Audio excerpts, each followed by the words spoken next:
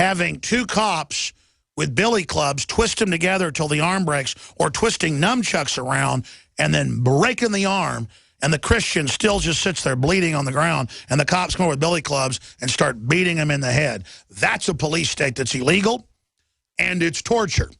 And Democratic Party judges back it in Democratic Party-controlled areas. If you look at where torture actually goes on the books and is defended by the judges, Democratic-controlled areas.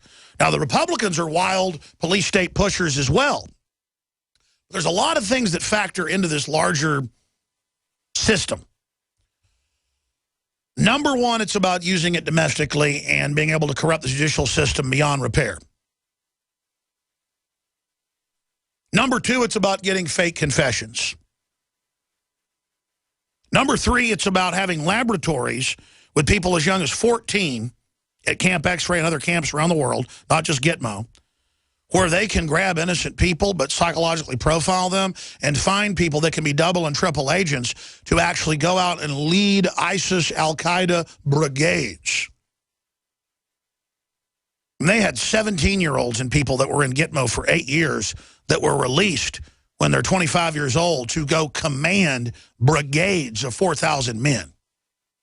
And they know where to get the drop-offs of the weapons. They are the intermediary with the C-130s that land with the weapons. They are the ones that do this. So it's actually a college to find recruits, just like a Soviet re-education camp would be an old sports stadium or an old prison, and they would bring in tens of thousands of people per week. Most of them would only stay a few days. They'd beat you, torture you, find out if you were easy to break, if you'd go on their payroll and be one of their operatives. It's mainly about bringing you under control, bringing you under fear.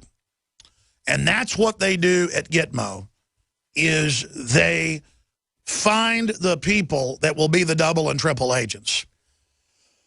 So understand that the CIA base and DARPA base that is admitted to be within Gitmo is admittedly a CIA mind control laboratory.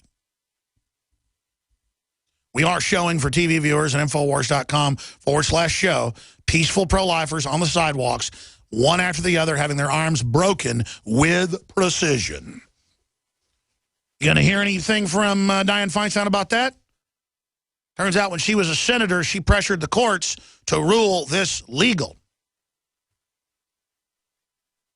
And I've noticed whenever the cops break one of their arms, the others will come up and start beating them to second it, to say, I certify this is good, gouging their eyes in, grabbing their noses and pulling them up till they break them. Do you see Christians en masse out there saying, I can't breathe? No, because these are people trying to save unborn babies.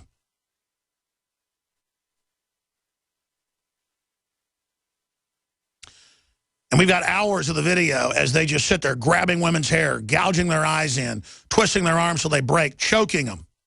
So understand, folks, this is being done across the board. This is what bipartisanly the police since the 70s have been taught to do in many departments. They could just pick them up and throw them in a paddy wagon like places like Austin, Texas. I mean, Austin's got its own problems, but I'm sorry. I've been all over the country. I'm not just kissing up the Austin police. It's true. They don't do this type of thing. It's psychopathic. It's evil. So let's get one thing straight. This torture is all about legitimizing it here. But more importantly, in the larger aspect worldwide, radical Islam is being funded, protected, shepherded. And when we let the system take our rights away in the name of fighting radical Islam, we fall into the larger trap. And we lose the moral high ground. China, Russia, all these other countries can criticize us and call us despicable now because our government admitted they did all this, then lied about it later. That's all part of demonizing us towards the collapse later when America served its usefulness to the world government. Because when they demonize America, they demonize free market, the Second Amendment, John Wayne, stuff like that. That all gets the blame. Capitalism gets the blame for the crony insider takeover when it's the opposite of capitalism. See how it works? So it's a multifaceted 360 program of corruption. that's going on and unfolding right now. We're going to look at the torture report. Fox News saying America's awesome, basically because we torture. It's truly sick. The video's on Infowars.com. No, America's awesome and exceptional when we have the lowest taxes, the most freedom, the best courts, the most transparent systems. America's not awesome when we have the biggest government in the world, the biggest debt in the world, the most unhealthy people in the world, paramilitary police, totally legal surveillance. Our government is hiring al-Qaeda groups, calling them ISIS, to turn loose against Syria. Then they go crazy, break ranks and go into Iraq, so now we have to fight them. Everything is not awesome. And there's this cult-like mentality out there that if you just say everything's awesome and live in denial, you'll be okay. Almost everybody I know who's had kids that commit suicide, almost everybody I know who has horrible stuff happen in their life, live in denial and say everything is awesome. And will tell their friends and family and others, good job, when they haven't done a good job.